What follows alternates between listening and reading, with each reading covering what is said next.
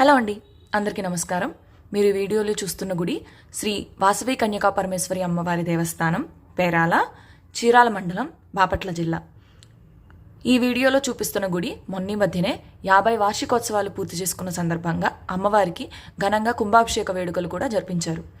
ఈ వేడుకలో భాగంగానే 40 రోజుల నుంచి రోజు కనకదార స్తోత్రాన్ని మహిళలు పారాయణ చేస్తున్నారు.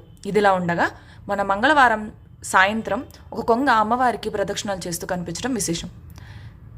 ఈ కొంగ 9 ప్రదక్షిణాలు చేసిన తర్వాత భక్తులు గమనించారు.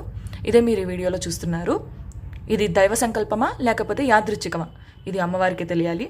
మీరు కూడా ఈ గుడిని దర్శించి అమ్మవారి యొక్క ఆశీస్సులు పొందాలని